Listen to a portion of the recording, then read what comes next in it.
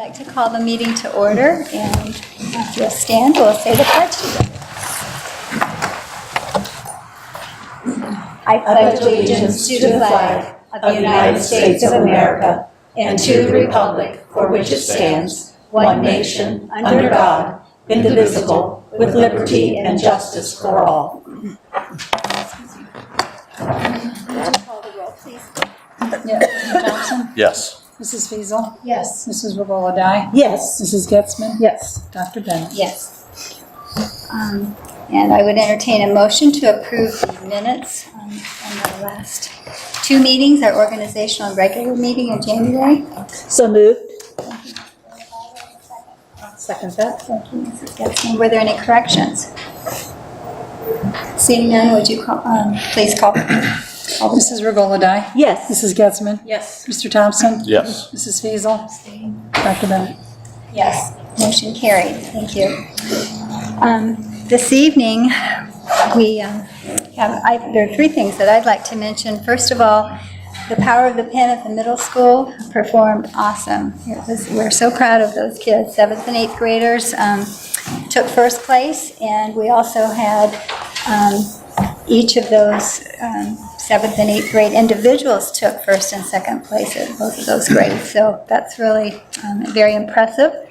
Also, we had junior Caleb Zach and senior Sarah Lord, who qualified for the state in the Music Education Association competition and are playing with the Cleveland Orchestra in Cleveland. So that's pretty impressive. And the third thing is that Twin Oak is going to be honored as Blue Ribbon School at the Ohio School Boards Association Central Region Conference on March 13th. So another chance to honor our outstanding elementary school. And you are a wonderful looking group. We're so excited to be back at our old stomping grounds and presentation. But before we do that, Mrs. Getzman, do you have anything you'd like to add? Just welcome everybody. It's great to see everybody. Just kind of echo what Dr. Bennett said earlier. Lots of great things going on in our district. I also want to thank Mr. Cedar and his cohorts for the 4 a.m. 4:30 drives. Grant, I understand you had the privilege of experiencing one of those as well.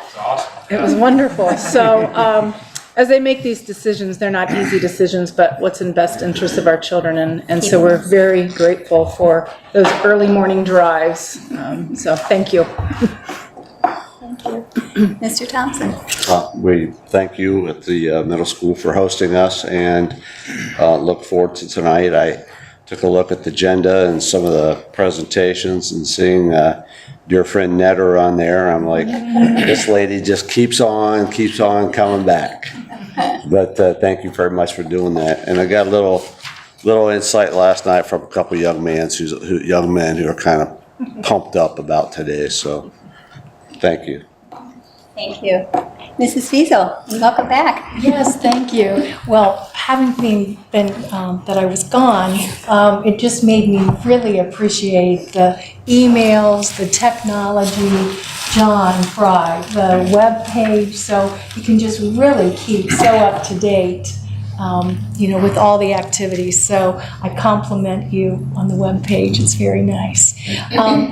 I think too, it's just great having everyone here, and just I'll kind of ditto what Mrs. Getzman had said about the weather and just all of the bus drivers and to Rick Schaefer and his crew, and then the road warriors, those men and women, individuals that work on the roads to keep us safe so that we can get to school on good days. So let me end by saying, let's just think spring, right? Thank you. Ms. Regola-Dye. Thank you. Thank you all for being here this evening. I had the opportunity to speak with Representative Rick Carfagna Friday morning about our school district. The schools are great public schools. He was very receptive to what I had to say. And at the end, he said, well, what's going on here? And so I gave him the glowing reports about our school system, and I think we are graduating fantastic young citizens. And we're very proud of all of the teachers and the students here at Mount Vernon City Schools. So thank you, and I'll be talking to them again throughout the year. Thank you. And we have Okay, well, I too would like to welcome you. I guess first I'd like to say a quick congratulations, Mrs. Fiesel. I'm going to brag on her side of the woods, but she is a new grandma, and so she has spent some time here recently just embracing. Videos too. And I do have to say thanks to Grant. Grant met me a Friday ago. We knew that bad weather was coming in on that particular Friday, and he met me at 4:30 in the morning, and we drove. I must confess right here and now that usually when I get out and drive, I throw on a coat, a sweatshirt, a toboggan, and I'm not really caring what I'm looking like at 4:30 in the morning. And as we're driving down the road, Grant's going, "Hey, can I tape you?" And so whenever this story comes out, if there's pictures like that in there, we may have to talk and I may have to slip you a $5. Not my, a toboggan hat going. But it will be out pretty soon, so everyone will get to see it pretty soon. Look forward to it. But it was good to have him along just to kind of see what we really do, because I know, unfortunately, there are still people who wonder if we just kind of get up and, stick our finger outside and wonder what's going on, and literally we do get up and get out and get going, and Grant can attest to that, and we did that this morning as well. So we're excited to be here. This was our home for a long time, and we moved a little bit. This year we're kind of getting out and about and seeing all of the different schools, which has been a real joy. And this school is pretty special, and so we're glad to be back, and glad to hear about some of the exciting things going on here at the middle school. Our tour will be a fun one at the end, I think. We're pretty proud of this building. So without further ado, I'd like to turn it over to Mr. Gross, and I know he'd like to say a couple words about our behind-the-scenes person.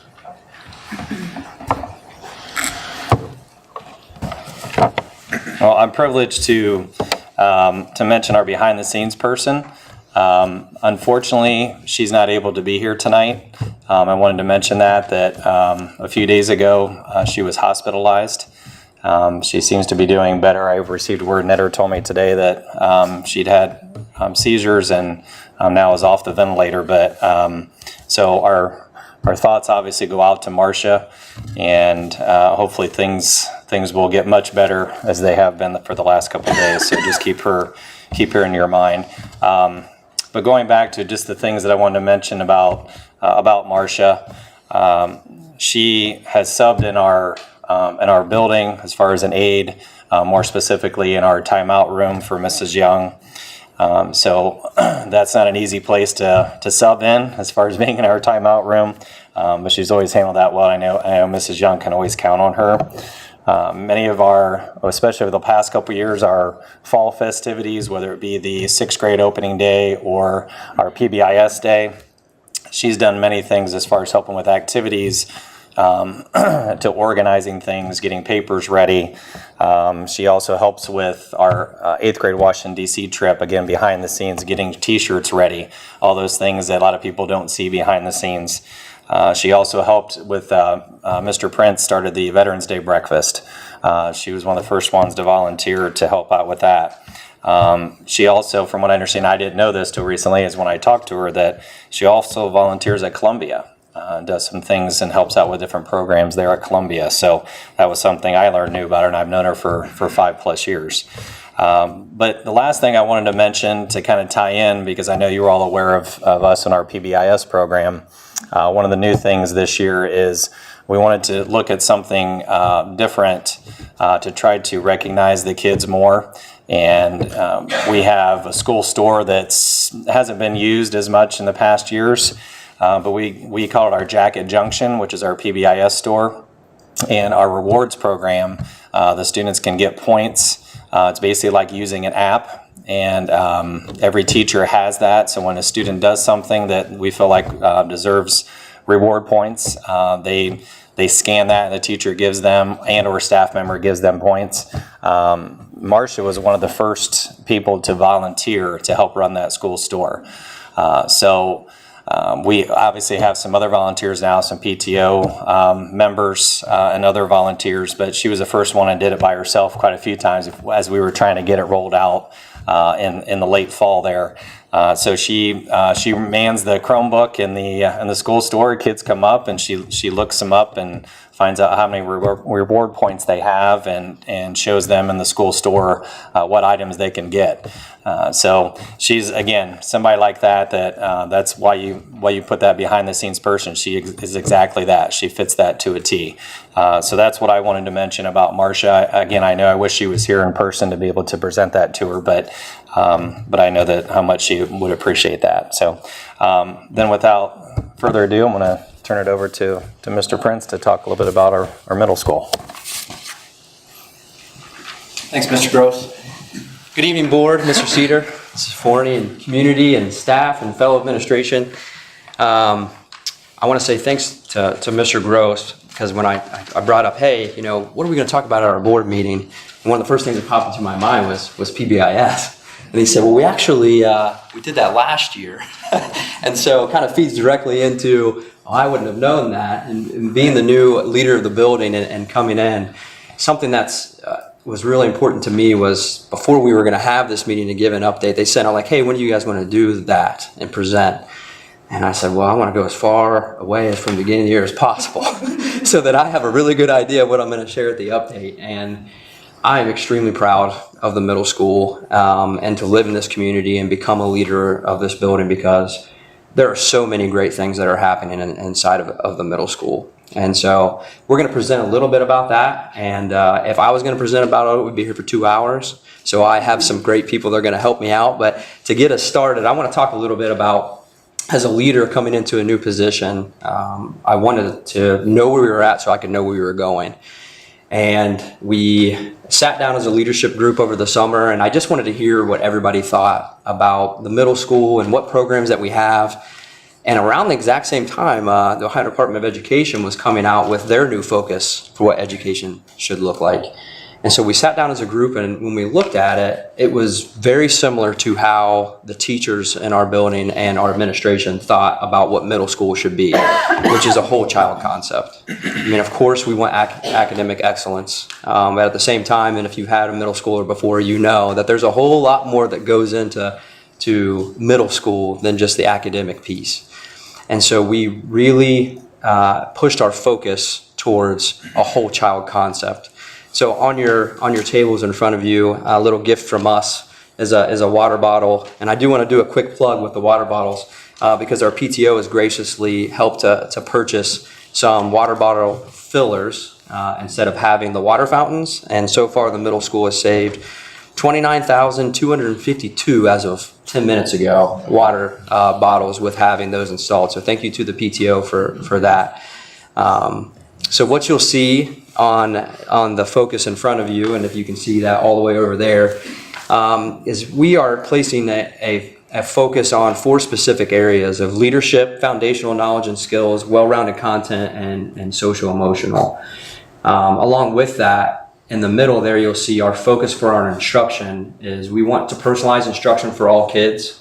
We want to have student engagement, so to make sure that all of our students are engaged every day coming into the classroom. We want to make data-driven decisions. So we want to make sure that when we're making changes and making decisions that we're ensuring that it's following the data that we're seeing. And finally, and what I feel is almost most importantly, is that it's real-world based, because that's what we're doing with our kiddos. We are getting them ready to attack the real world. And so, like I said, I could talk forever about the great things that are happening, but I want to hit on a few of these key areas with some great things that we have going in our building. And I want to start out with our WAGS program, and that is headed up by Mrs. Trudy DeBolt and our student representatives of Alex Back and Carol Reed. So if you please. I've set on your table, Mr. Prince asked me to pick 2 pictures, and there's no way, so I printed just some different ones that are on your tables that you can look through later. 4 years ago, the 6th grade started the year reading the book Cracker, the Best Dog in Vietnam. and the kids all loved it. But after reading the book, we discovered 4,000 dogs went to serve in the Vietnam War with our military, and only 204 made it back to our country. And when the students and I realized, we thought we have to honor them in some way. So the best way we could come up with, and with Karen Seward's help, is to read to the dogs at our dog pound here at the Knox County Animal Shelter.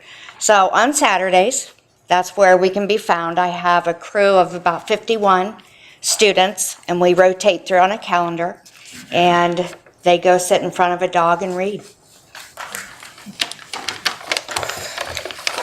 So what WAGS means to me? What WAGS means to me is it shows me I'm so helpful to the dogs, and even more so for the dogs, to finding their forever home. How WAGS benefits the dogs. How WAGS benefits the dogs is by showing the dogs love and compassion that they may not have been shown by previous owners, therefore making the dogs more adoptable. How WAGS helps our community. What WAGS does for the community is not only help more dogs get adopted, but also brings a group of people together to make a change in these dogs' lives.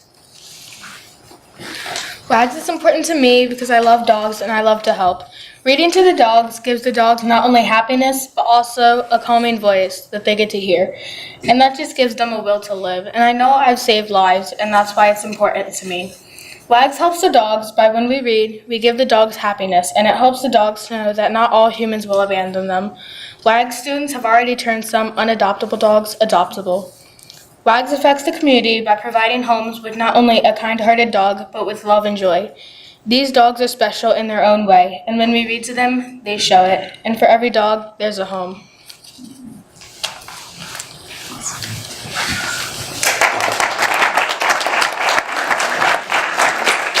So I have to share that I went on one of their first Saturdays, and I walked in, and when I walked in, it was completely quiet. And then I walked around the corner, and when I walked around the corner, the dogs saw me, and they started going crazy. And so I couldn't believe it. As they were reading to those dogs, they would just sit and put their noses down and listen. And I'm a huge dog person, but what you were doing is incredible. And I only gave them 4 minutes. But there's a book that's being written. I mean, you name it. And so thank you so much for what you all are doing. What time on Saturday? We go 1 o'clock till 2 o'clock every Saturday. Okay. And the author, Lisa Papp, saw the idea on Facebook. We have a Facebook page, and she started writing a book about it and let me know. We emailed several times back and forth, so I have an advanced copy of the book, and she's actually coming to the shelter. It's a 9-hour drive. She's coming to experience in person. Oh, that's awesome. Did Richard Codray by chance do illustrations for that? Or she does her own. She did her own. Yeah, okay. She does her own. What's her last name? Papp, P-A-P-P. Thank you. Can we see the book? Sure. Good birthday present. Comes out March 1st, so. Awesome. So I thought WAGS was a great example of how we're hitting leadership for the middle school, and then also making it real world. Having the kids go out on a Saturday and spend that time in service, which I think is really important for middle school. So thank you, WAGS, for doing that. Next, I'd like to talk about our response to intervention program. And so before I let Netter go on her own, I'll highlight just something very quickly. So I do have some graphs up there, and I know it's hard to see, but we track growth through a nationwide normed assessment. And so the blue up there is the RTI program growth, and the red is our the rest of the population growth.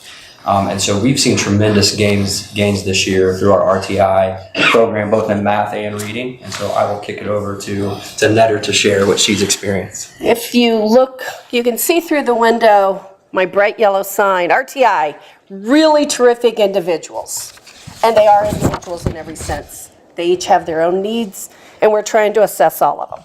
RTI is a response to intervention. For those that don't know me, I'm Netter. Annette Nybarger is my fictitious name. No, people know me as Netter. Okay. Can I say something? Yes, ma'am. Michael was in 7th grade, so we were new to the district. And he came home talking about Netter. And I got him by the collar and said, "What?" And so I was educated. Yes. Wes Snyder has a better one. We'll teach you later, mothers. I began doing RTI last year, and this year we've hit the floor running with this Alex program. Do nothing but math all day long. Okay, for phys ed to math, big change, but it's a good thing I love math. Okay, students, including my program, are in one of two categories. I have Tier 2 and I have Tier 3. I'm going to hit on the Tier 3. Tier 2 is I'm working with them in the classroom on Mondays, Wednesdays, and Fridays. We assess through the MAP scores where the greatest need was, and I play musical classrooms all day long on Monday, Wednesday, and Friday.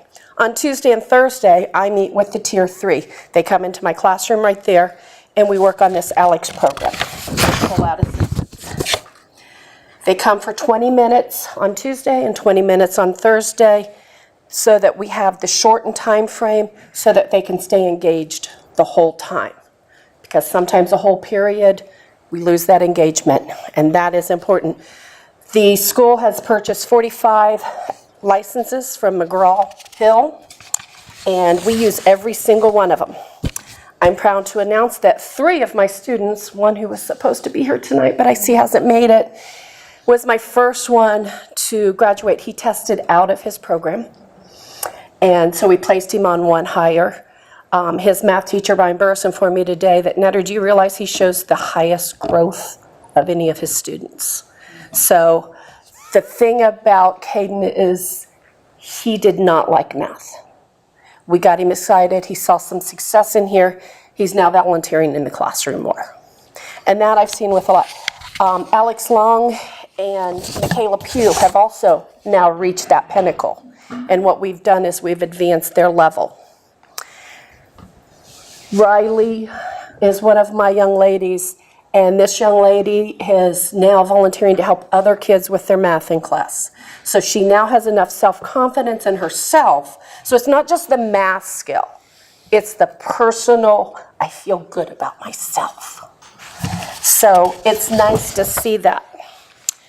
When we took the MAP scores, the MAP test in the fall, and then took the ones here this winter. Of my 8th grade, 1 had the same score, 1 scored lower, and 11 showed a gain from the previous test. 1 had a 29-point gain.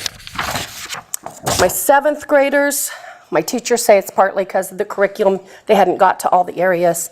I had a 50-50. That's not a good grade in my world, but when we add them in with the others, it looks a little better. My 6th grade, of all of the 14 kids, all 14 showed growth. So to me, that's a win, all in all. I feel that it's an integral tool in helping our kids so that they not only feel good about math and aren't so intimidated because they get the one-on-one. The program allows me to go around and help them individually with things they're stuck on.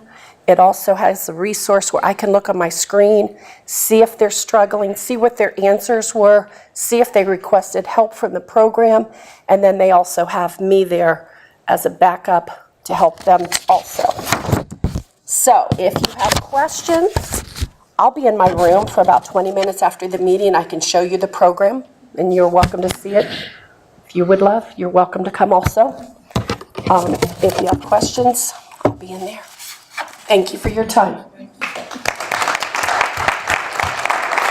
I thought our RTI program was a good way to get into our foundational skills portion of our focus.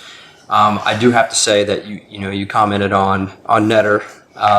It takes a very special person to run an RTI program. When you sit down with a child and say, hey, we're seeing that we want to see growth in a certain area, I can say that most times they're not necessarily thoroughly excited about the opportunity to do more of something maybe they don't necessarily, but Netter does a great job at getting them excited to be in the room. So it does take a special person. So thank you, Netter, for that. And then lastly, we're going to jump into what I am extremely passionate about, which is our focus of the social emotional realm of middle school. And so I'm going to kick it over to Chris Keaton and Ben Sanders and our student representatives, Harry, Noah, and Charlie, to talk about our Big SIBS program at the middle school. Good evening. Glad Mr. Prince let me go last. He told me I only had 4 minutes, but now I've got the rest of the evening. So we can share for a little while. Mrs. Tier is going to hand out paper with just some other groups that we do that we won't have time maybe to talk about in the next 2 hours. But we wanted to talk a little bit about Big SIBS. And it started out as Big Brothers. So about 2016-17 school year, Mrs. Keaton brought the idea forward and was talking with Mr. Kerr, and they kind of had this idea that they would get some seniors and some good guys off of the football team, and they would come over and work with some of our younger students here at the middle school who maybe either didn't have a father figure or just needed a positive male role model for some reason. And so they asked me about how do we kind of match those up, who would be good to have. As we got going in the 2017-18 school year, so last school year we did it, had everybody in the commons, and I'm going to let these three guys right here talk. I keep looking over to them. I was supposed to pick one because we only had 4 minutes, but I can't really break them up. You'll understand that here shortly. So as we were going, we had the whole group in there. There were probably about 20 of you, and it was a little chaotic. We met in the commons, and all these guys are paired up. So there's about 40 people. They're all trying to talk, the acoustics. Not everyone was bought in. So not all the little sibs were they were willing to try, but maybe not their thing.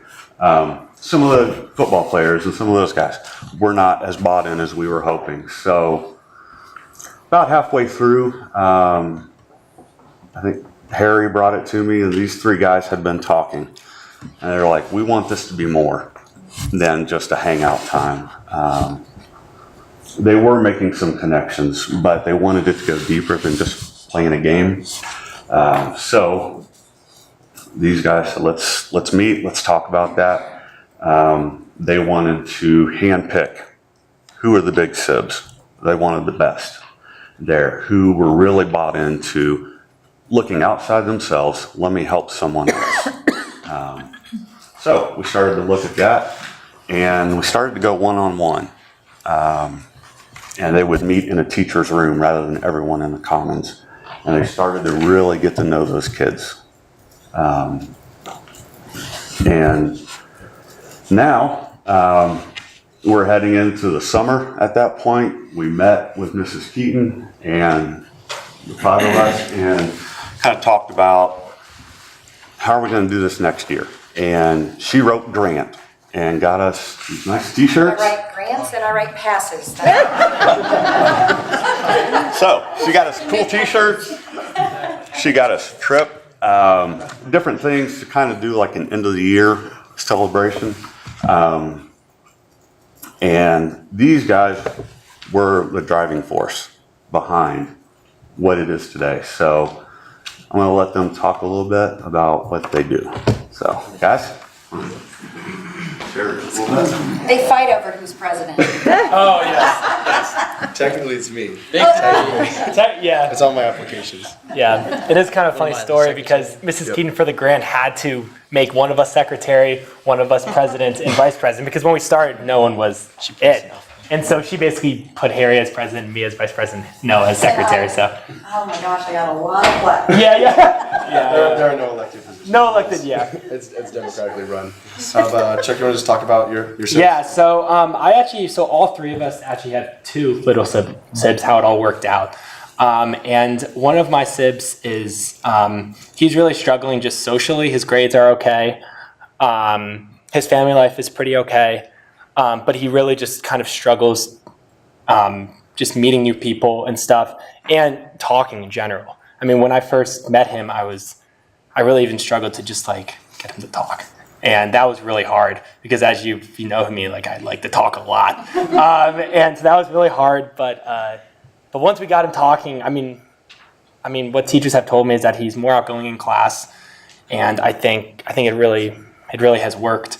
And my other kid, he's okay socially, but he has a really, really rough family life.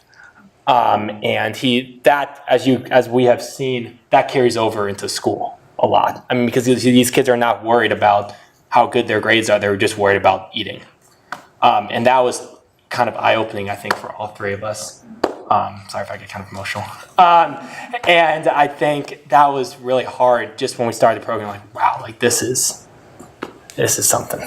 But I think once we started, I was able to really connect with them, and we're able to like structure out like how we can do well in school. And I think his grades have definitely gotten better. I mean, they're probably not where him and I would both like it, but they've gotten better, and I think he's been pretty successful in that area. So, Harry? Yep. I have two sibs.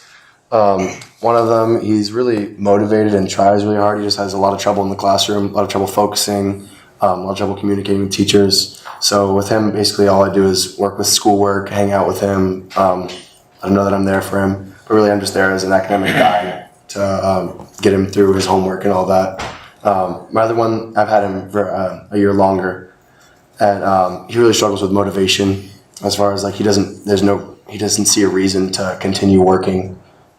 He already thinks he's failed. He already thinks he's going to be held back, so he doesn't see any reason to continue on. So my goals with him have been try to get him motivated and like hold carrots in front of his nose, like Nitter said.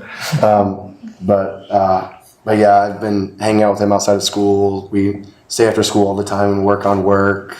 I go around to his teachers with him and talk about what we need to do. We'll go hang out at Happy Bean, finish up some homework, go to Chipotle, get some tacos. But just the connection that I've made with him especially has really just it's made me appreciate what I have a lot more, and it's really made me just want to give back more. It's taught me the value of giving back to the community. It's really powerful, and I've enjoyed it a lot. It's a great experience. I also have two little siblings. The first one I got when we actually first started this foundation nerd program.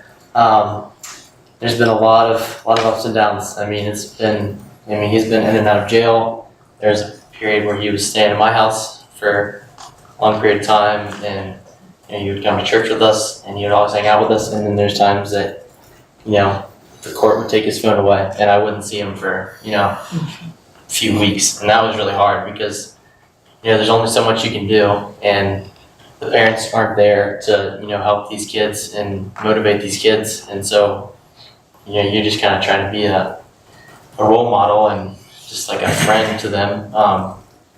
So that's hard. And like I said, there's been a lot of ups and downs. And I think the big thing is just trying to get him more involved and more motivated for sports and academics, because when he's not in sports, he just gets in the wrong crowd, and he ultimately ends up in jail, in juvie, and so that's hard. My second little sibling, I actually just got this year, and that has been completely different. He has the motivation to do his homework, and he does well in the class. He could do a lot better, but nowhere near my other little sibling. But he's very quiet, and so what I've been working on with him is just kind of opening up, and I feel like I've made a lot of progress. There's a lot of progress to be made, but just how far they've both come has been terrific, and I couldn't be more excited about this program, and I'm so excited for where it's at. Thank you. Thank you. All right, so these guys are the driving force. They really pushed for this and wanted to do more. We don't always see that out of our teams, to think outside of themselves and want to help other people. So that's a great thing.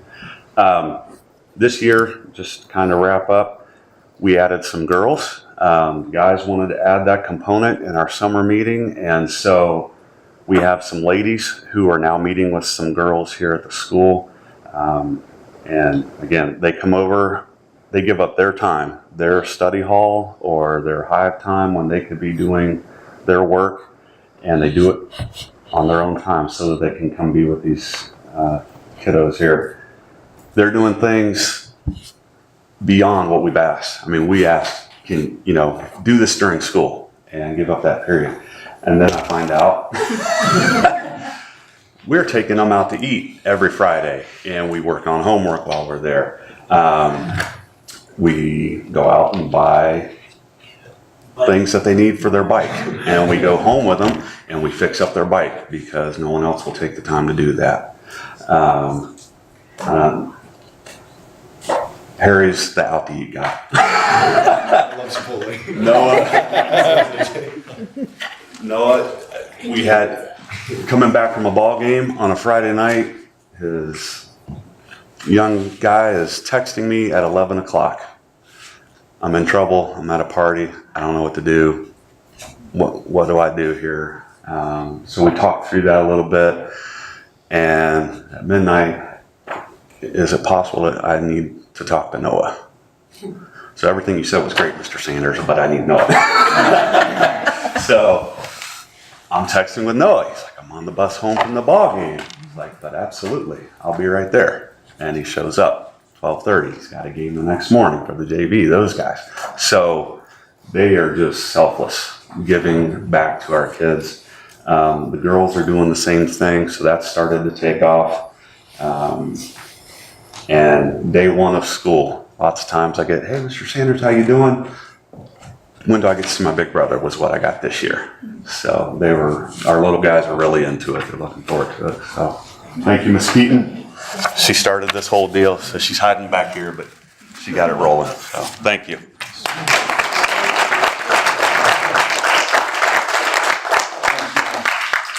So as you know, with the generation of middle schoolers that we have now, social media is king.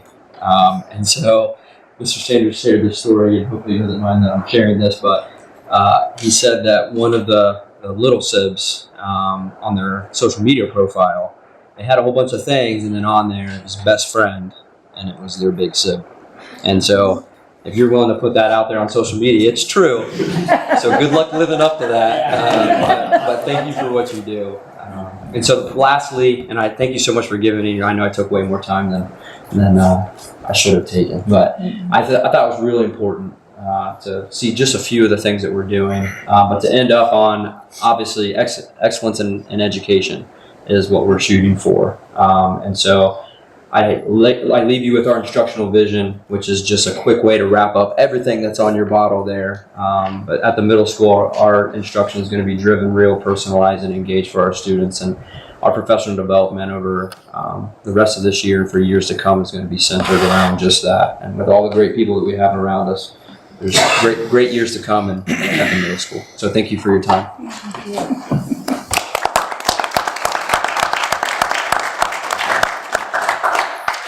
Does the board have any questions for our students or our leaders?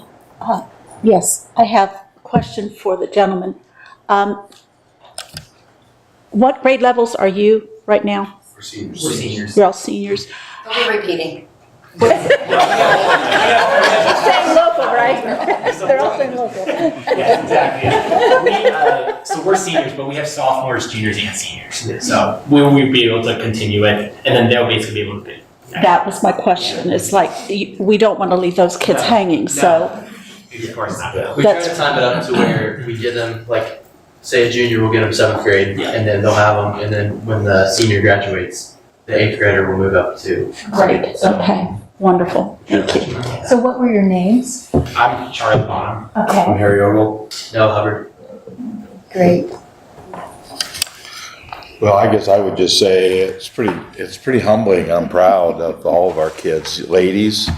You know, I was just in a meeting in Columbus, and we talk about all of these courses and end of course testing and all of that, and I can't help but wonder if the greatest service that we can give as a district through our leaders here is that our kids have a heart to serve others. And so, thank you so much. It's really, really fabulous to see. Well done. Certainly. Okay. Kleenexes. Yeah. Okay, you get to move this thing on. Okay, we have any of our representatives here this I think evening? I saw our. How's Ian's here? Okay, Yeah. way in the back, I couldn't see it. How's the Oh, end? I gotta jump in. I didn't see you sneak in back. Elsie's one of ours. So she's working with them. How are you guys doing today? Good. So there's not a whole bunch going on at the high school right now. We're at the tail end of all of our winter sports seasons, starting in with spring sports. So basketball this Friday is our senior night, and it's also Little Cheer night. So if any of you guys have any grandkids, or you know any seniors that participate in basketball or cheerleading, come out, show some support for them. And then Saturday will be our last regular season basketball game before we start into tournaments. Wrestling is going to the OCCs this weekend, right? Okay. And then they'll go to sectionals and districts following that. Form show is coming up. It's in March. So that'll be March 8th, 9th, and 10th. And ticket sales are still to be determined, pricing and times when they will be available to be purchased. That should be on the high school webpage whenever that information is given to us. Wednesday from 7 to 9, there's the State Preview Orchestra at the high school theater. So if any of you guys want to listen to some nice music on your Wednesday evening, come out and see our students play. Debate just got back from West Virginia. They went to states, I believe. And I know that a couple of students did pretty well, which is very exciting. So we have that. And finally, FCCLA just finished up their Suicide Awareness Week at the high school. At this past game, they did like a raffle and a little halftime show. No, you won a cookie, right? Yeah. The Hive won a cookie. My bad. But we're really happy that they raised some awareness for our student body this past week. And as far as high school goes, that's about it. So thank you. This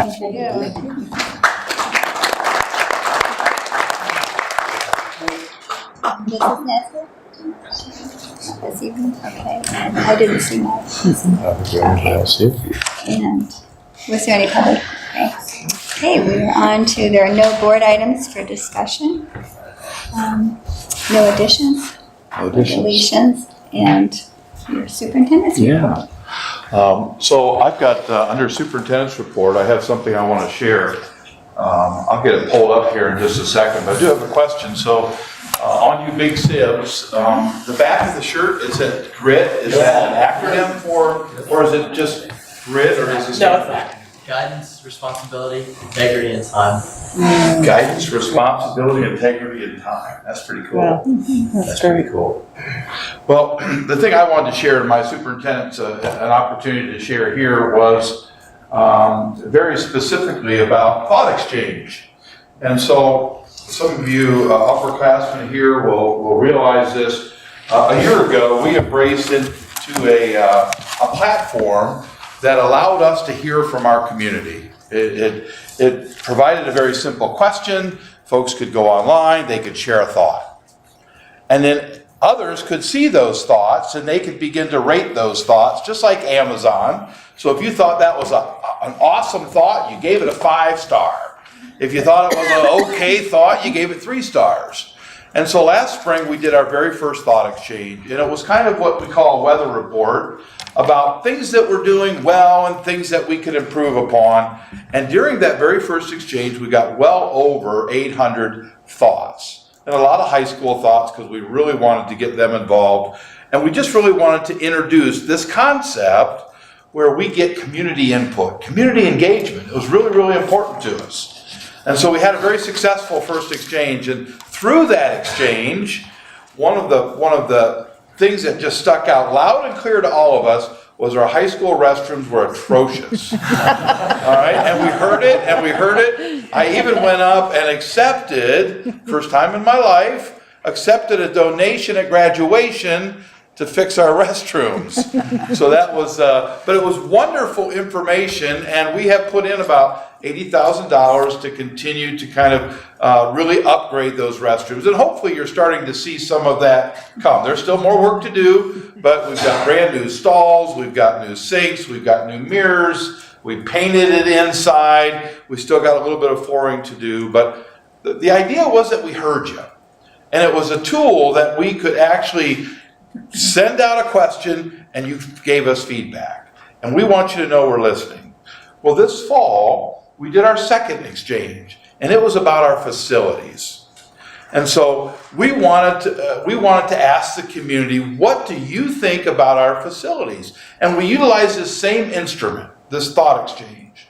And so I want to give you a brief snapshot of what we found out this fall. Okay? Here was the question that we asked. The essential question was, what are some things you appreciate about our current facilities, and what opportunities for improvement do you see as we develop future plans to improve our school buildings? Very open-ended question. And so how many of you in here have put in a thought, just out of curiosity? All right? And has anybody just gone on and looked at the thoughts and then began to rate some of those thoughts? Okay. And so you can go in and you can provide thoughts. Maybe you just want to see what others are saying. And you go, you know what? I like it, star it, move on. Well, we did this with this particular question. And we opened this window up for about a 2-week period of time. In this particular thought exchange, we had 612 participants in this exchange, meaning 612 different people went on and either shared a thought, they reviewed thoughts, and then went ahead and starred thoughts. All right? So 612 participants brought 612 thoughts, and we had starred ratings of almost 26,300. All right? The demographics were kind of interesting. So who's all getting online and doing this? Well, we found out that we had 46% of our folks who went in to not only provide thoughts, but to rate thoughts, were parents, about 249. It's a good number, all right? We had about 23%, or 124 students, got involved. And generally, this tends to be a little bit more in our high school realm. We had 117 staff members, or 21%. We had 41 community members, meaning they really had no affiliation other than they just heard about the exchange through a variety of different means and went on and read thoughts, shared thoughts, and started thoughts. And then we had 3%, 16, and we gave them this option. They really would rather prefer not to say. All right? And so this is an anonymous survey. We don't take your information. We don't prick your finger and get your DNA. It's all anonymous because we really want your true feedback. So that was kind of the makeup of this particular exchange. All right? The other thing we did in this exchange was this. So not only did we ask you, are you a parent, a student, and they had to check the box. We asked them what building they might most associate themselves with. All right? So if I'm a parent of a Wigan Street child, then I would have said Wigan Street. If my child went to the high school, I might write high school. If I was a student, I might say high school. And so what you're seeing there is the number of people who participated, who represented themselves as this was their primary building. And you'll see Columbia had 8% or 43, Dan Emmett, and I won't read all down through those. You're going to find our biggest population tends to usually focus around that high school setting. Okay? About 227 participants in that area.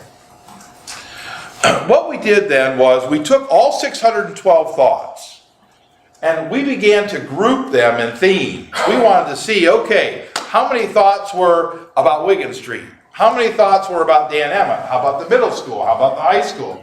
And we took those thoughts and we had them all lumped into those bigger groups because obviously every one of our buildings is unique unto itself. I've got a 1904 building in Wigan Street. I've got a 2008 building in Twin Oak. I mean, so all ranges, sizes, shapes, and so on and so forth. And so you'll see kind of cascading down the number of thoughts based on each particular building. We did have one caveat. We had one elementary category where it kind of lumped them all in. I couldn't really pull it out and stick it just in one building. All right? So I'll share with you some of those. But as you look at that, you're probably going, does that mean Columbia had more thoughts than Dan Emmett? It's exactly what it means. And you'll be able to, when I show you at the end, how you can go in and look at every one of these thoughts. All right? I have pulled out some highlights of the elementary. So let's start with the elementary. We'll go left to right. All right? Here were the top 3 thoughts that came out of just this big elementary thoughts. And the first one was elementary schools are found within neighborhoods that the students live. All right? That was important to a lot of people. The second was renovations at the high school restrooms are necessary, but don't forget about the terrible conditions at the bathrooms at our elementary schools. All right, so they kind of took our thought from before, and trust me, as a board, we went into every one of our elementary bathrooms that we've been to. We hear you. It's obviously a thought that has been shared with us. I had another thought here. Went to the general elementary. My family has land in neighboring districts. We could build there in a heartbeat. However, we love MVCSD. New elementaries would make our decisions to stay incredibly easy. So that's somebody that just went on and shared a thought. 21 people saw that thought and rated it almost 4 stars. Okay? If I go down to Columbia, and I'll try to run through these quicker, if you can picture where these are. Columbia needs dedicated art and music classrooms equipped with sinks and adequate storage. We're going to see that. I mean, for those of us who are in Columbia or go there, we know that that little cafeteria is used for, art and many other things. Here's a positive. Lots of green space and playground at Columbia. Well, they just did a beautiful campaign to put in a new playground. So people see that as a great pride. So a lot of people thought that as well. And then they made a comment about the parking lot and how it's a little bit dangerous and how maybe we can look to do something else there. At East Elementary, it says East Elementary needs some repairs. We have bricks that are nearly falling out above the front door, gym ceiling that is falling, broken sidewalks, and awful restrooms. Well, 21 people at East rated that very high. So that tells us a story. And it's something that we've seen, quite frankly, firsthand, right? Again, East gym ceiling, sidewalks around the building. This helps us shape our conversations as we look at summer projects, as we look towards renovation, or as we perhaps look towards new opportunities. Pleasant Street. I'm very concerned with the ceilings at Pleasant. If you've ever been to Pleasant, it looks like snow on the, that's brought to our attention. We saw that at Dan Emmett as well. In this case, I appreciate how each student has their own individual hallway lockers at Pleasant Street. Not all our elementaries have lockers for all their students. And then they appreciate their huge playground there as well. Dan Emmett, student traffic flow, school zone lights. Dan Emmett needs a dedicated kitchen and cafeteria. If you've been to Dan Emmett, you walk through the front doors, there's the gym. It also serves as their cafeteria. And they have really almost no kitchen area. So that's a need that they certainly expressed at Dan Emmett. Interestingly enough, the fewest thoughts we got in the whole exchange were at our 2 newest buildings, Twin Oak and the middle school. And oftentimes I think when people think about putting in thoughts, they generally are looking for things they can critique or they want to add that we maybe need to improve upon. There's a real fondness for both the middle school and Twin Oak. And so what you're seeing, Twin Oak is an amazing building. I love that it has an elevator for students. High thought, 4.3 stars. I think Twin Oak is a great building, and every elementary student in Mount Vernon should have access to a building like that. 57 people agreed of this particular exchange. The quality facility is not equal. Every child deserves to be in a building like Twin Oak. So we start to hear the same thoughts over and over and over. And finally, Wigan Street. Windows upstairs are extremely difficult to open. There are 2 exits with 2 stairways. Wigan Street is a great school, but the building is old. We need to build a new one. We've outgrown its size. Wigan Street is in need of some TLC. Ancient HVAC system raises questions about indoor quality. Again, there are more thoughts. I just pulled out the top 3. I'll show you how you can find the rest of them. This is kind of an interesting category because remember, I said our biggest categories were the high school, 227 different thoughts relative to that. I'll start with just the high school itself. So this is Mount Vernon High School's top thoughts. It would be nice to have better traffic flow at the middle school and high school, especially to cut down on cars using the lower part. How many would agree that we have a flow problem? Yeah. And we're going to be addressing that. Redevelop space and learning environments in the high school building. Improvements, updates are needed in common performance, eating facilities, as well as updates to classrooms, rated very high, almost 4 stars. I'm new to the area. I was very disconcerted with the facilities at the high school, and we come from a very small town, and they had upgraded schools. It's important to have decent facilities to feel comfortable. So some of the top 3 thoughts relative to just the high school. We heard this one loud and clear, so loud and clear, I made it its own separate category.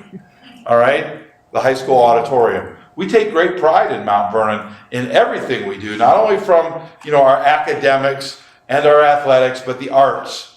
We have great music programs and art programs, and what we're hearing now is the high school auditorium is embarrassing and needs significant upgrades. The school must show greater support for the arts. The art and music space isn't satisfactory condition. The high school theater needs updates in many ways. It really looks like it dates back to the 1970s. You'll see more about space and people standing around the outside. These kinds of thoughts, not that we haven't had our own thoughts about these for all of us who go to concerts, but these help resonate with us so that as we begin to develop our own master plan, we can include these kinds of things. Here's the Mount Vernon Middle School. I only had 12 thoughts on the middle school. Only 12. It was my smallest group because from a facility standpoint, this is an awesome facility.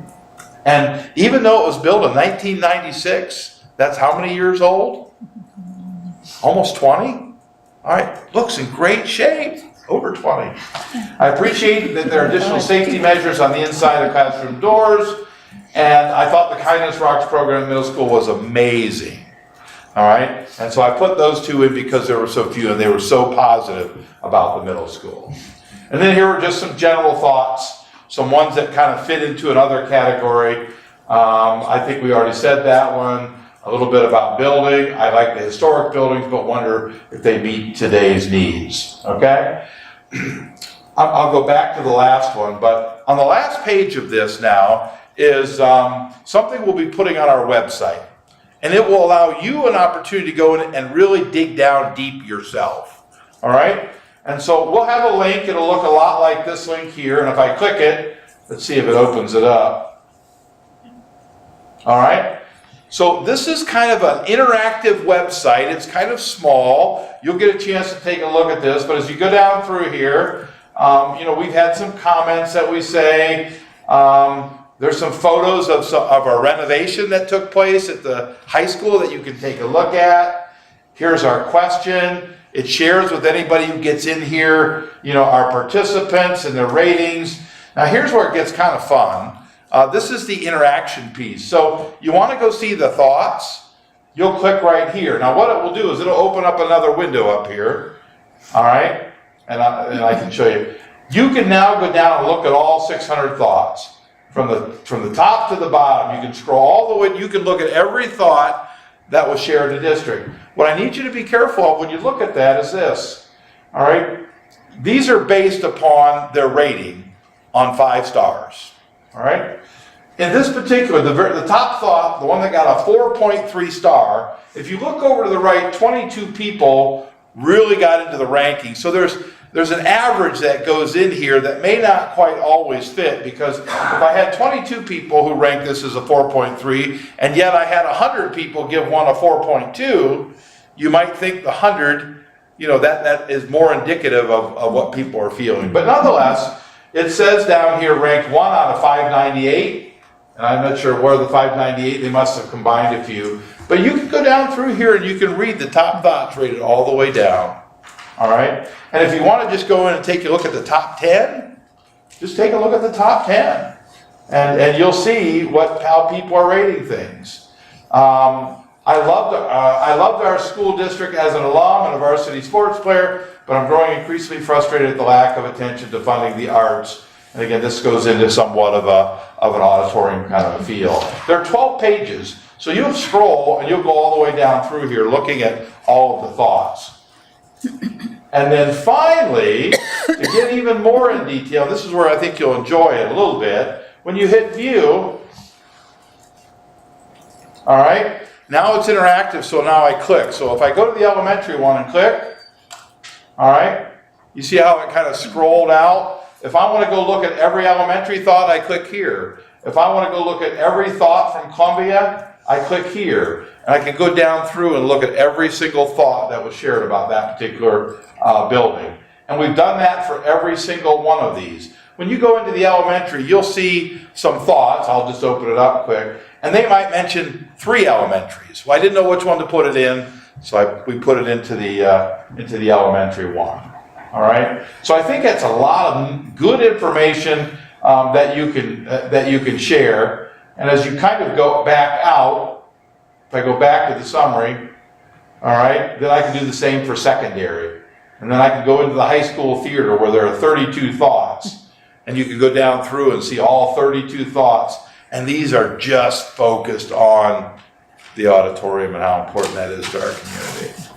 So I wanted to give you kind of a brief overview of really what this looks like, how we utilize this. The thing that I continue to find even more impressive is what people are willing to share. I really think it's a great community engagement tool. In the spring, we gave them a chance to share about anything, and they did. This was very focused on facilities, and most things were on facilities, but people still felt comfortable enough that they would share about something else. Maybe it was a program, maybe it was an initiative that we're doing at and they wanted to share their pride in it, or hey, the library here is about, and it may not have had a focus on facilities, but just providing our community an opportunity to share was incredibly important.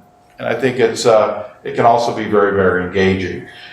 What we have to decide as a board, as we move forward, as we begin to dig a little bit more into these results, as we finish our year out and we go to all of our buildings, at some point we're going to begin to take this conversation, our observations, continued input and dialogue to develop a master facility plan for the district. All right, what do we need to do as we move forward to set Mount Vernon to just take that next step from a facility standpoint? And I mean, it may be, hey, we like our buildings, we just want to renovate them. All right, well, if that's the case, then we've got to develop a plan. And we've got to figure out how we're going to do it, how we're going to finance it, what it looks like. We may have, it may come out that, you know what, we're going to renovate the high school, we're going to really do a kick-butt job, we're going to build an auditorium that's going to represent the community, where we can have, you know, all of our events, and then we've got to figure out what that looks like. And talk to our community about it, and get your support. There is something called the Ohio School Facilities Commission, and they've been around for a long time. And we've actually asked them to come back to Mount Vernon and evaluate all of our buildings. And they did. Part of what you saw, if you got in there, was a facility grade card that we shared with everybody. And they have a special formula. It's really pretty simple. If it costs 2/3 or more to renovate a building versus build it new, they won't put any money towards that building, because they feel like it's a waste of renovation or a waste of state dollars to do that. If you can go in and renovate for less than that, then they're willing to put money towards it. Right now, Mount Vernon City Schools is about 50 cents on every dollar that we qualify for the program. Right now, they have 4 buildings they say they would be willing to renovate within our district. All right? And those 4 buildings are the middle school, the high school, Twin Oak, and Pleasant Street. We look at our other elementary buildings, they're saying, hey, they may be really neat buildings, but we can't put money into those projects.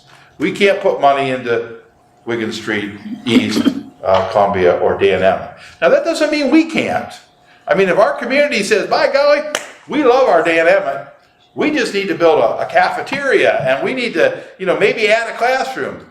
We can do whatever we want, we just won't be able to tap into that resource that's 50 cents for every dollar. All right?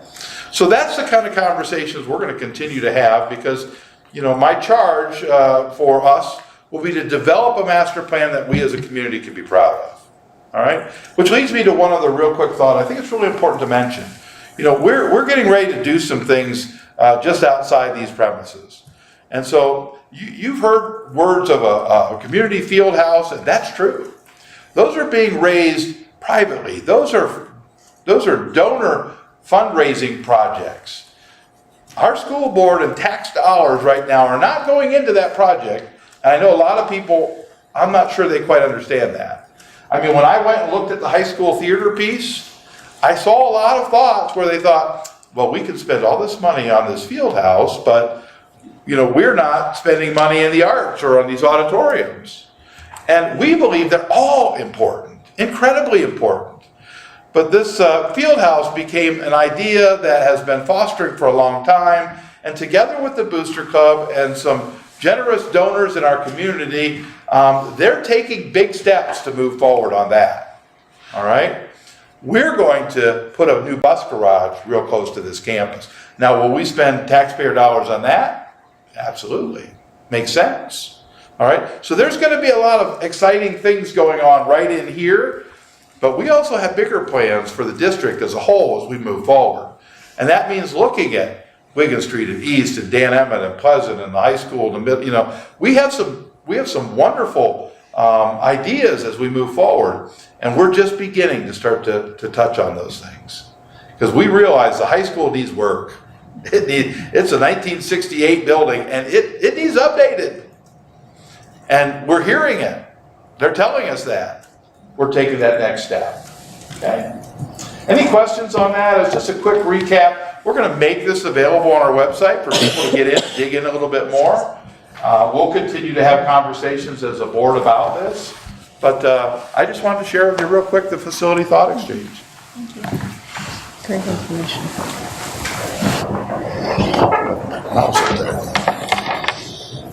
And I don't know if people want to stay or if you'd like to be dismissed. You're welcome to stay, but now's your time to get out if you need to go. The rest of it is kind of our. Although you might be interested in the school calendar, which is next.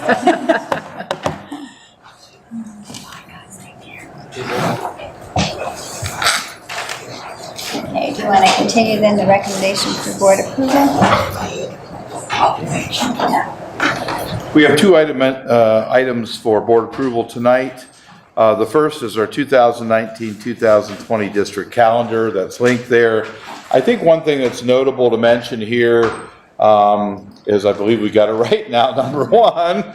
And number two, it's a starting time. So you're going to find that we have very traditionally we have our breaks in the middle, from the Christmas holiday winter break to spring breaks to Thanksgiving. What you're going to find a little different this year is we're going to start a week later than we have in the past. And most of our surrounding districts are actually going to be starting here, which is the week of the 12th, 13th, 14th, 15th. We've actually backed it up a week, and we're going to start. Our first day with students will be the 21st of August.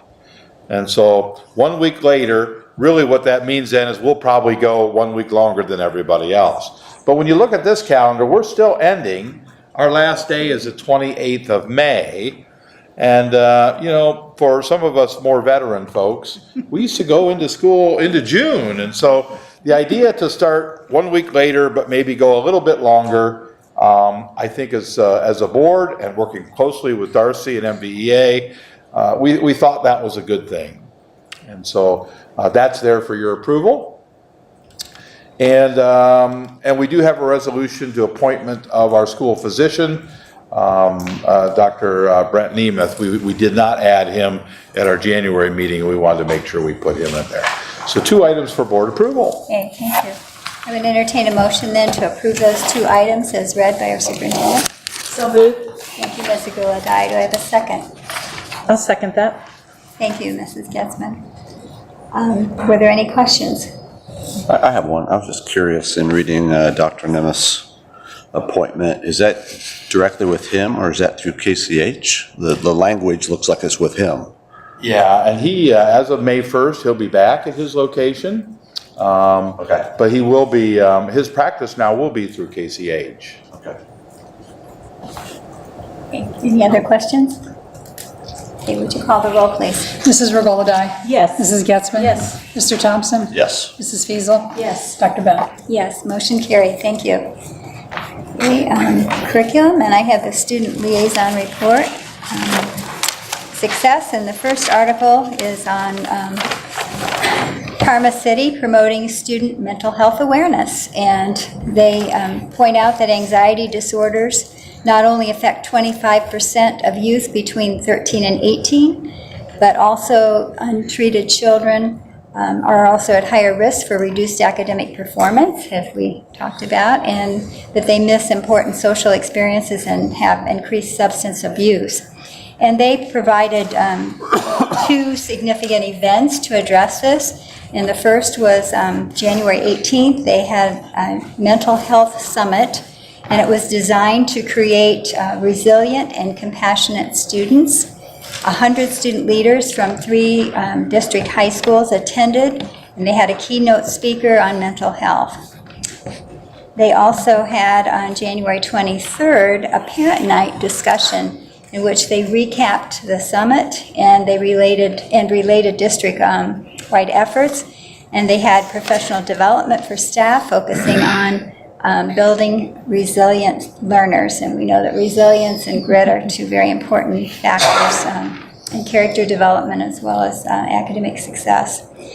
The second article is about student inventors tackling concussions, and the Cavallini Middle School in Upper Saddle River, New Jersey. The teacher wanted to get significant buy-in from students and have them select a project that they could work on that they would really be committed to. And they selected trying to develop a device that would prevent concussions.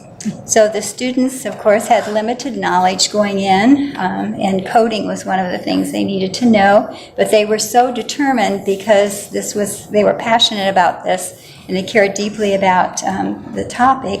So they brought in professional speakers, engineers, and industry professionals to develop a personalized user input system with an app involved. And one of the research findings was that not all concussions are the same. You can have one severe impact, or you can have multiple minor impacts that create a problem. So they developed an app that they could track this, so it's pretty impressive. The third article is about healthcare positions dominating the U.S. News Best Jobs list. And the industry had 44 of the top 100 jobs were a physician assistant, nurse anesthetist, nurse practitioner were among those. Also, healthcare is most of the best paying jobs. 11% of all jobs in the U.S. connected to healthcare. And this is projected to increase to 18% by 2026. They also discussed nurse burnout and how there are going to be a lot of people leaving those fields, so it may even be higher than the projected 18%. But that is significant when you think about 18%. That's almost 1 in 5 people who will be involved in healthcare industry. And 2026 isn't that far away, unfortunately.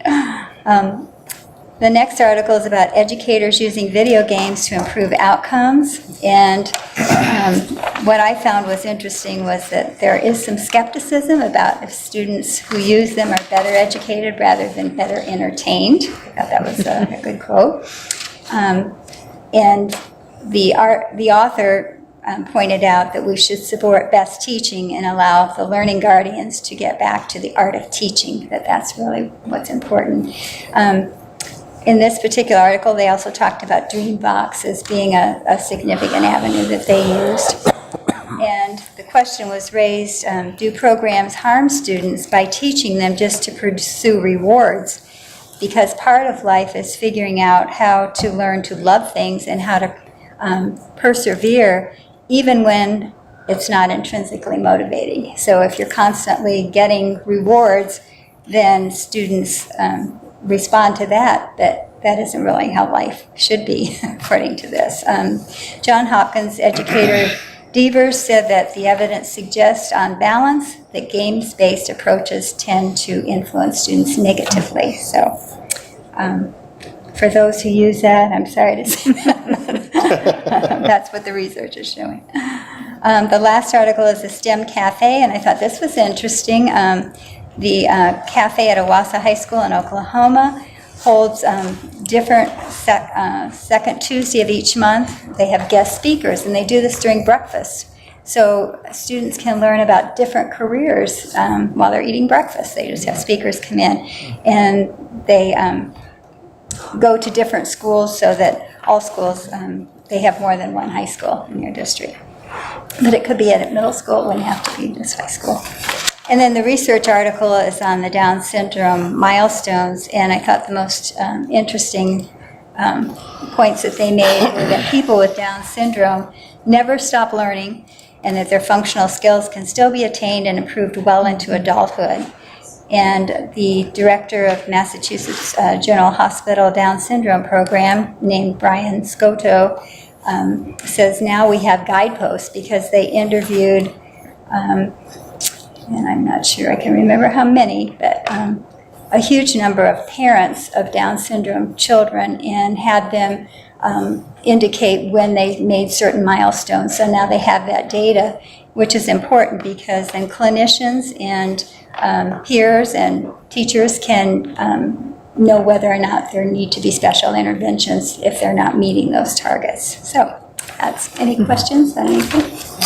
I will say, I know Halsey Ann briefly mentioned about how Mrs. Mielik in the FCCLA last Friday night at the game had a mental health awareness. They did an incredible job. I mean, absolutely incredible. They had 3 or 4 different booths set up in the hallway, just of different area counselors talking mental health. And one point that Mrs. Mielik addressed twice during the evening was she was talking about in her group of FCCLA, which was a membership of 25, they were talking about suicide. And all 25 students were impacted by that mental health illness. Dealing with suicide.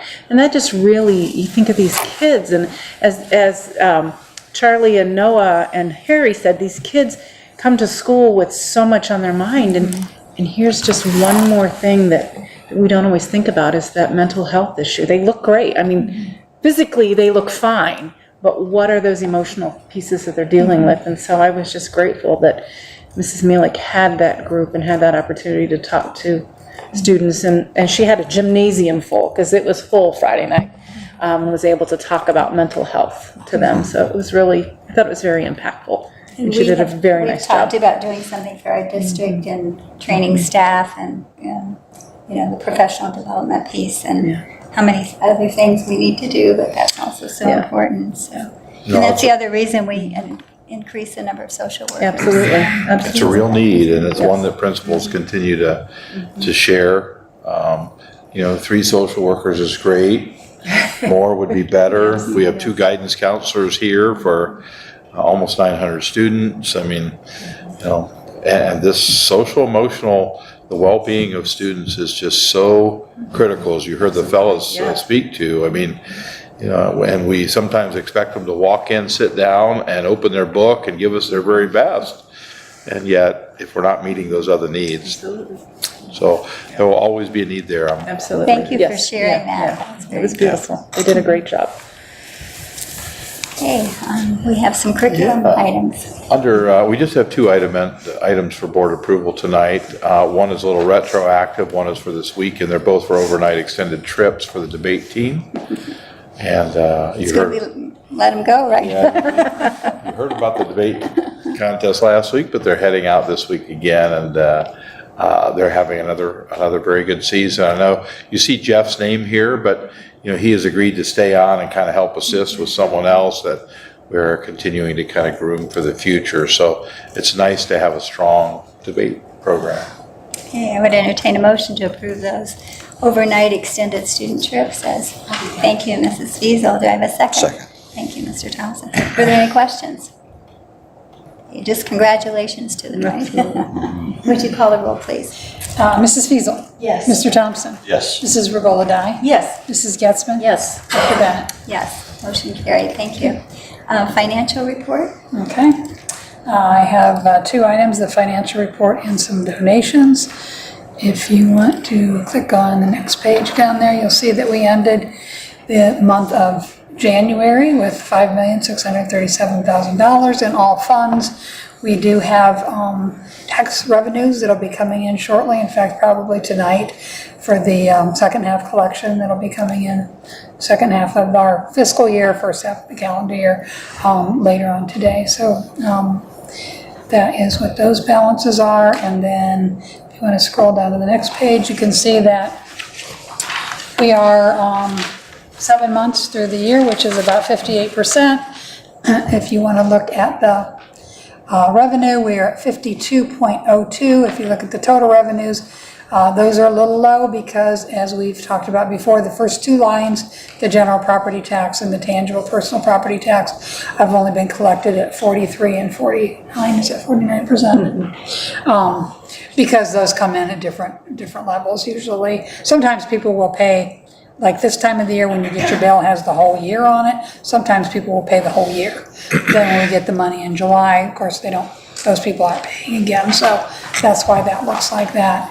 The other items are pretty much the same. The other financing sources, those include some rebates and some refunds that come in later in the year. So those will be coming in later. And then down on the personnel, we are at 56% on the salaries. The benefits are a little higher. Again, we pay 2 insurance payments in July because one doesn't get paid in June. End of the fiscal year it carries over, so that's why that's a little higher. The supplies and materials at 70%. We are in February. We're hoping that most of the buildings are done buying supplies for this year, except for some classroom things. And also, don't forget, our fuel for our buses is in the supply category, so obviously that'll still be coming in, but it's not unusual for us to have spent that much of our supply money. And the same with our capital outlay. You know, you can see we didn't really budget a whole lot because we try to use our PI fund for most of our capital outlay if it qualifies, so we don't really expect to go over the budget in that line either. And then again, if you look at the bottom, you'll see we're right at 58, a little over 58%. Right where we're expecting to be. And then the next one is the investment report. You can see we're up to $141,000 for 7 months out of the year. As you can see, last year we were at $104 for the whole year, and then it gets worse from that if you go back, clear back to 2013, which was not so good. So that's all I have on the financial report.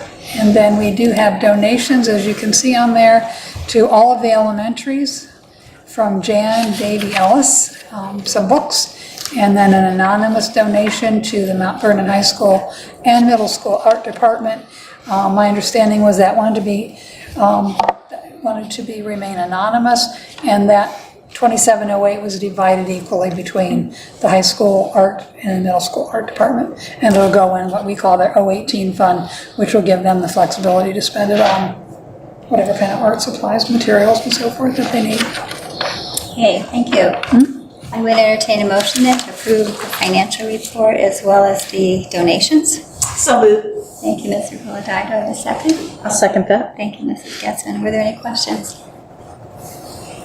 Okay, would you call the roll, please? Mrs. Regola-Dye. Yes. Mrs. Getzmann. Yes. Mr. Thompson. Yes. Mrs. Fiesel. Yes. Dr. Bennett. Yes, motion carried. Thank you. Legislative items. Yes, thank you. I don't have a link because I just took notes from the meeting that I had with Representative Carfagna, which was really very, very nice. I met with him last Friday, and we had coffee at the main cafe. And the first thing I asked him about was his philosophy of public education. And he told me, and his assistant was there also, Drew Cooper, how vital public schools are to maintaining and growing our communities and making them strong communities. He expressed how public schools are measured for their success. One measure, he said, is the quality of the workforce in Ohio and how many jobs are filled. And then where we diverged in our approach is in regard to charters. Representative Carfagna believes that charters have a role to play in educating children. I imported to him other alternatives besides charters, alternatives which can keep taxpayer money where it belongs in our great public schools. I also told him that we could fund satellite schools, schools which could focus on the special gifts of our children, for instance, math, science, or the fine arts. We then discussed the need for specialized schooling for children along the autistic spectrum, and that was of particular interest to him. I also mentioned the need to hold online schools and charters accountable, that these entities need to have an early warning system in case of failure so that parents and children will not be left out in the cold if one of them does fail. Representative Carfagna expressed his passion, and this goes right into what we were talking about just a moment ago in your report, Mrs. Bennett, that he has a passion for addressing the mental health of our children. He'd like to have a more universal form for educators to help identify children who may have the early signs of an emotional or mental health issue. He is a proponent of the Handle with Care mantra.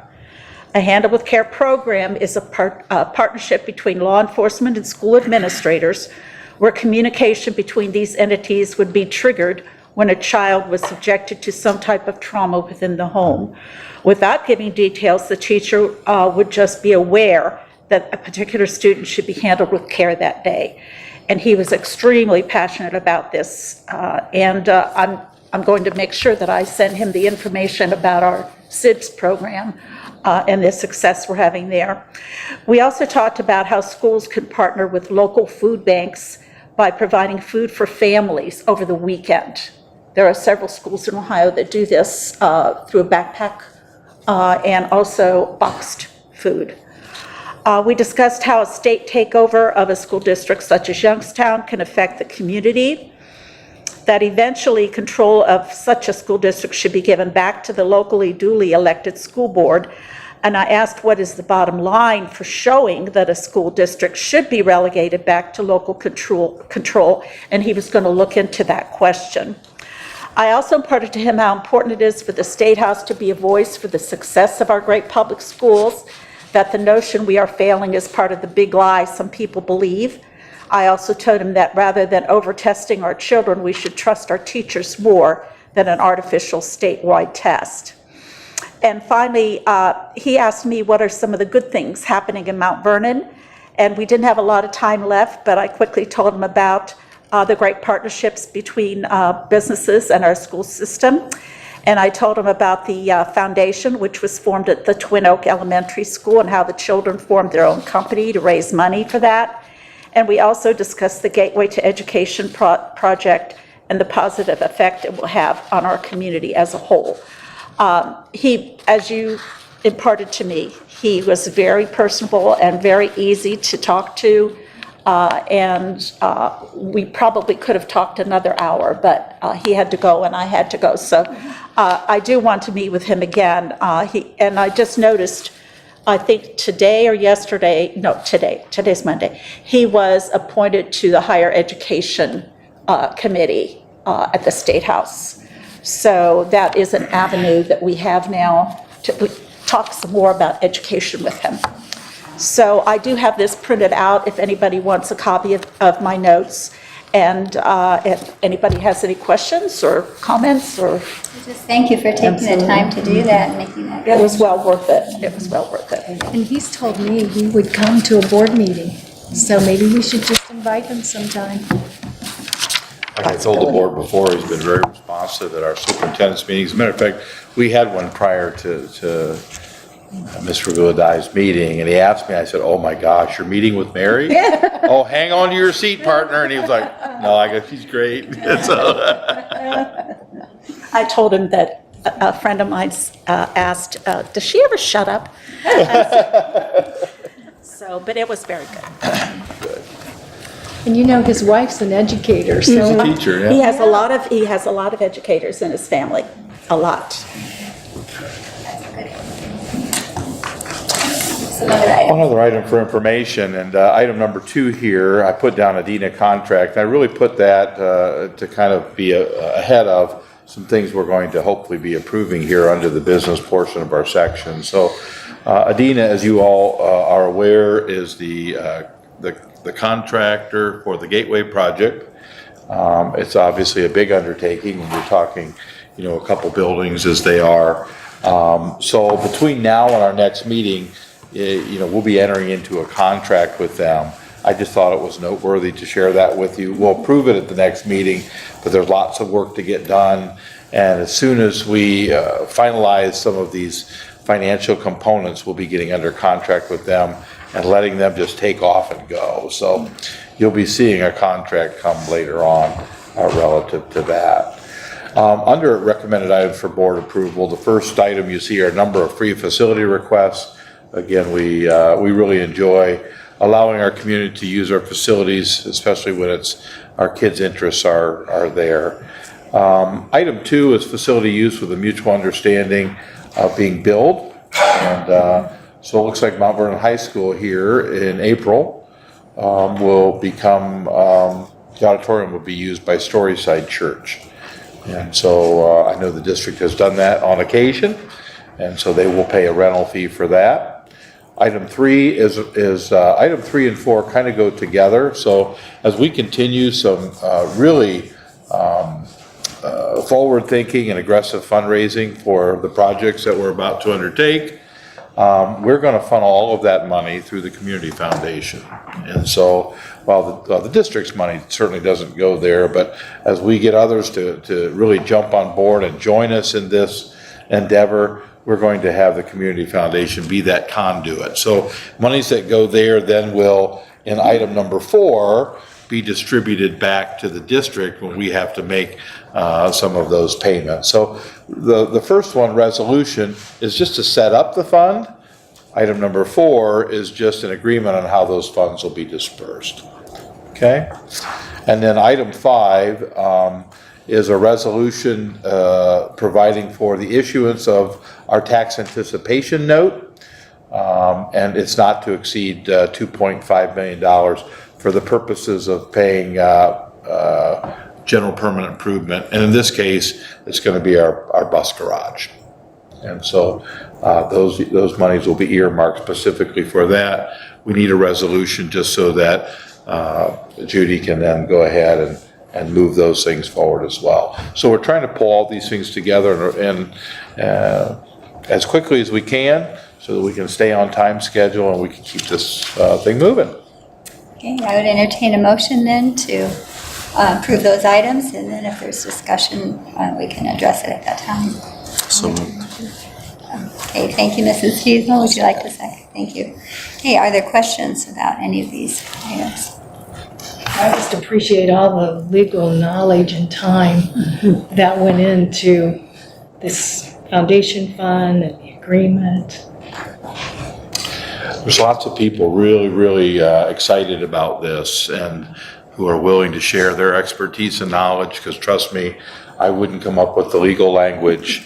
I'd ask the right people to help me in that endeavor. Okay, any other questions or comments?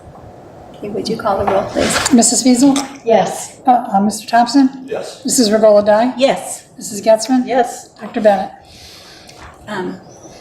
Yes, motion carried. I was thinking ahead, sorry. Okay, and student services.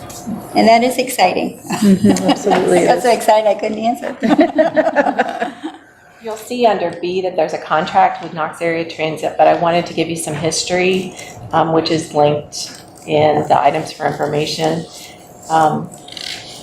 The contract that we received from Martin McAvoy, who is the director at Knox Area Transit, or CAT, or MODA, as we still call it. This contract will be from February 1 through December 31, and there were some significant cost increases. So I asked him to explain that a little bit for me, and then in the bullets prior to the 2019 school year, I've given you some of the history, how we used to be billed, how we are currently billed, and then what this new contract will be billing. But it is a 62-cent per mile increase. And some of that, as you'll see in the notes that Martin gave, they have been asked by the commissioners to change how they're operating. If you see down, I don't know where you're at. The increase explained by Martin is where I'm at. The 2017 costs were based on the year prior, okay? And we all know that, if we base things on last year's, things are more expensive, but that's what they were told to do then. They have been recently directed to use the current year budget estimates with service estimates to consider the cost. And I don't know that many of you take CAT anywhere in town, but when I've ridden it with students, they're all equipped with cameras now, which we have used for the safety of our students when we've asked them, Martin, to pull cameras to show things. So that has been very beneficial for us. They also have iPads that are mounted right. You see laptops in the police cruisers, that kind of thing, but they have iPads right in there, and they are checking kids in and out just like you would in a New York City taxi cab. So the times are distinct. They mark when a kid is absent. They mark when a kid is late. They mark when they're picking up any of our students. So at any time, I could call them and say, how many times did Cheryl ride last week? What time did you pick her up? Mom says you're getting there too late. They can tell me it was 7:17, 7:18, and 7:19, and the next day they had to wait for you for 10 minutes. So they're able to give us lots of information. I think the increase surprised me a lot, and that's why I have a good relationship with Martin. He's extremely grateful for our service. Obviously, we have a really large contract with them, but they are trying consistently to buy larger buses so that they can put more of my kiddos on. Right now, I transfer 47 students every day. And those are based on IEP needs where they either physically cannot handle a school bus, they emotionally cannot handle a school bus. Some of those social emotional things get in the way. And we don't put aids on our big yellow buses, but all of my CAT buses have an adult riding with them. So sometimes that is necessary to get the wheelchairs in and out and things like that, but sometimes it's to help the children stay where they need to be and buckling their seatbelts and staying safe. I'm sorry? That's our aid. It's our aid. Those would be like Twin Oak has a CAT transport every day, and it's one of the Twin Oak aids. So it's someone the students are familiar with, and then so she rides, and then she gets off and goes to school with them, and then reverses at the end of the day. So you'll see that I think a very good explanation from Martin. He and I are on speed dial, but they do a really good service for us. That there's no way we could do this on our own unless we bought our own little vans and we're driving kids around. I don't know whether Had you preliminarily just like costed it out just to kind of get a sense for where that additional 50 cents for those 47 kiddos might be? It might be a lot to ask right now, but be I'm not interesting. sure I understand your question. Say it again. I didn't know if you would have been able to project what that cost increase might be. I don't know that I probably could get that from Martin. Because it's 50 cents per mile. 62 cents per mile per child. So I would have to know that I'm going from your address to the middle school and from the middle school to your, I would have to Google map all of them. But even if there's several students on a bus? The cost is $2.63 a mile. Per child. Even if they're all riding together to the same? Well, they're all going from different houses though. They're still going all over town to pick them up. Is that? Yeah, but if we pick up student A, say at the middle school, then we have to take student B to Gambier to drop him off, and then student A that we picked up first, back to the west side of town, do we have to pay that mileage for the first student to Gambier and it's a second location? How do they The split that? The Twin Oak Cat only picks up Twin Oak students. So they're not going, I mean, they're. Yeah, but if the first person gets on the bus, is that when we start that fee, even though that child would be a shorter distance if we went from their house straight to Twin Oak? Oh, I Do see we what still you're have to saying. pay that additional mileage for that child? More information. Well, and his prices have been based on a per mile cost in the past, right? It was $2.01, so, you know, we would probably be able to know what last year's costs were at $2.01. Well, we know, I mean, I can look on my purchase order and know how much I paid. And figure the percentage of Last school what year. 63 is out of the 260. I can certainly, It's almost a 25% increase? Okay. So Pam, the commissioners, I mean, there was a new formula. Well, how are the commissioners involved? well, the commissioners run, it's Right. Knox Area Transit, so it's run by the county commissioners. And I mean, the explanations that he gave me, that second square bullet at the bottom, he was directed to use current year budget estimates with service estimates to calculate the cost for the new contract. And I'm not sure that I can really explain what that says. I just quoted it. But it would almost sound like it's the camera or added expenses. I do know that those added, I mean, he mentioned all of The those iPad. additional, what I see is safety features, but they are going to be additional costs. But those safety features aren't there just for our students. They're Correct. there for the general Right. population, Absolutely. so. Right, it is a public transit system. Right. So I'm more than happy. I know that Martin is still going to pick up my children tomorrow if you don't approve this contract, because he already picked them up, you know, the beginning of this month. He dated this February 1. So I'm more than happy to ask more When does this conversations. contract due? It started February 1. Oh, February. He should have had it to me in December, and I didn't get it in December. It's generally a calendar year contract.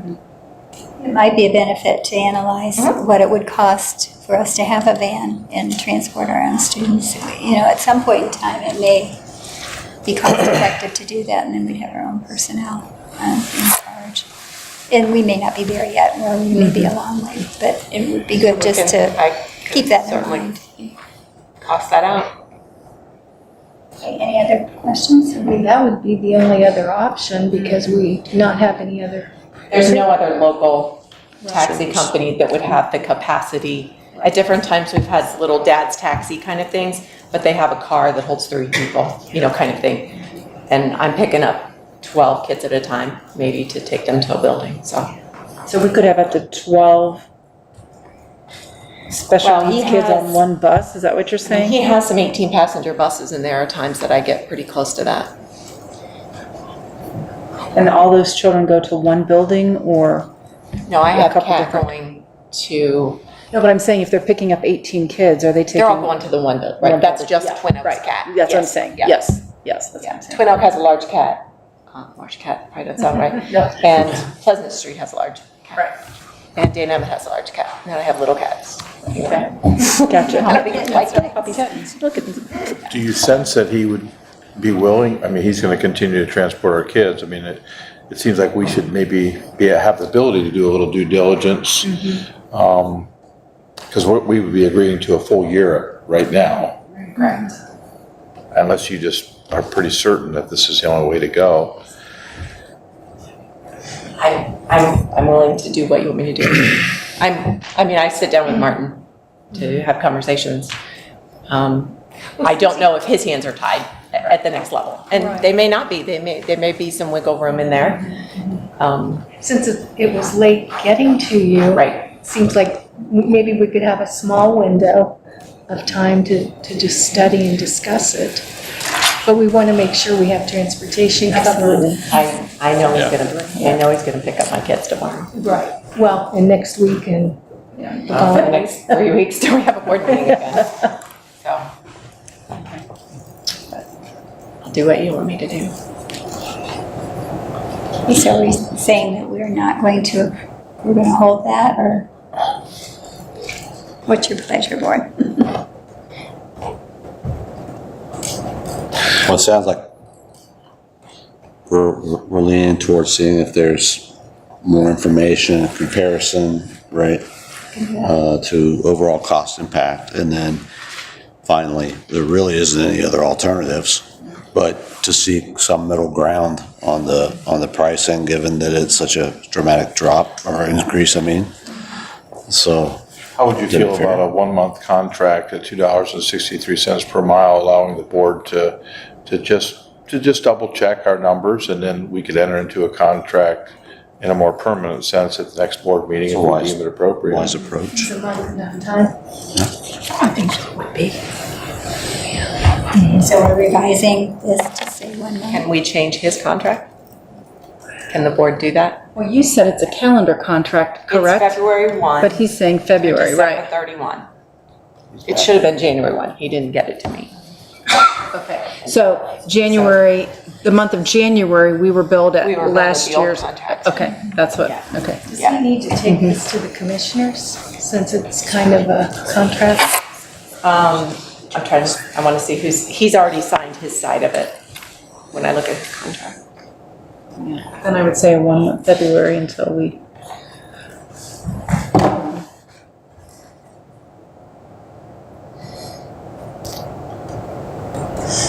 Kind of an interesting contract. It doesn't look, it looks more, I guess, is it down here? Is this a contract? The contract's down below on the item for.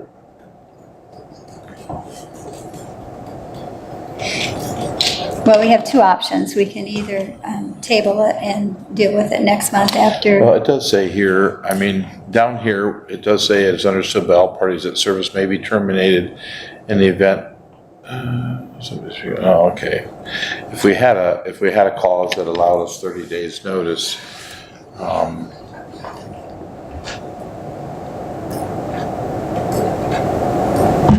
The only clause is that it says that we can terminate the contract within 30 days. And I don't think we're looking to terminate the contract. I think we're looking to We would like to negotiate, help, right. or have some wiggle room in the contract. yes, certainly, it doesn't have anything to do with how much they really help us, and we just want to make sure we do our due diligence in looking at it. Since it is a significant percentage increase. So what's your pleasure, board? Just table it for tonight and. I want to make sure we have coverage of transportation till we work this out. So I guess what do we feel the time element might be needed? Is a month enough time to do a study? I can get it done. So the board could approve a 1 month contract that you would have to have him rewrite this and then. That's it. I don't. If he's willing. I don't deal with contracts. I don't know if we can make somebody else rewrite a contract. Right, I mean, right. can we just That like might- scratch it out and tell them we want 1 month? I just don't. I've never changed somebody else's contract, so I. Well, you couldn't change his contract, you could just say the board is willing to, approve a contract for 1 month if you would. Right, it would submit that change to So we're us. not actually approving this contract. No, it's just that's. Table it The and board, Pam the board checks it. did, acted on a 1 month contract if you wanted to submit that. A But 1 that's month been of approved. this contract? I would say you'd have to do it at the rate he's wanting now, right? Yeah, But I mean, with just a month. Is this a private business or is this run by the county? This is run by the county. Oh. Right. And it's punctual in picking up students, and do you find that? There could be improvements made. But, I know. I think parents would say the same thing about our school buses. Because if 4 kids don't ride, then the bus gets to my house faster. And if those 4 kids that never ride today, then the bus is late getting to my house. I mean, I think it's the same kind of thing that it's just they think they're gonna be there at the right time, at a certain time, and the roads are icy, traffic. You have guidance. So what the board wants to do then, instead of approving the contract, is to approve a 1 month agreement, Provided they're willing. provided they're willing. And if they are not willing, Based on the 2019 rate. right. And that month, because this was already in arrears.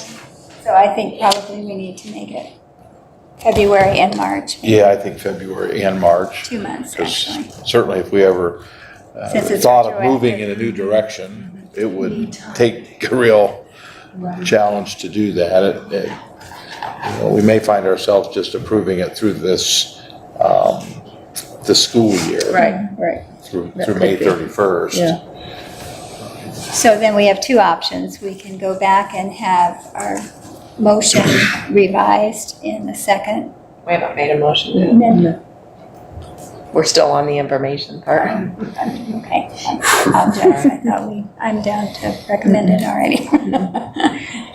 Okay, so then this will change. Anything else you want to add? Does it put you in a really awkward position? It'll be fine. All right, do I have a motion then to, for board approval regarding the CAT for 2 months?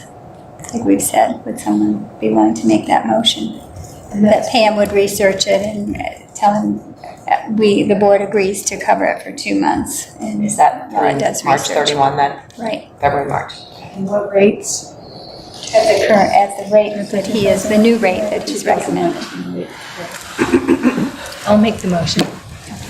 A second. Discussion. Any further discussion? I think 2 months might be pretty, on either side, it's going to be really ambitious. I mean, I think we certainly want to be very cautious of the cost. I just don't think as a district, if we were even thinking of moving in a different direction, could we pull that off by April 1st? To 5 vehicles and 5 drivers? Yeah.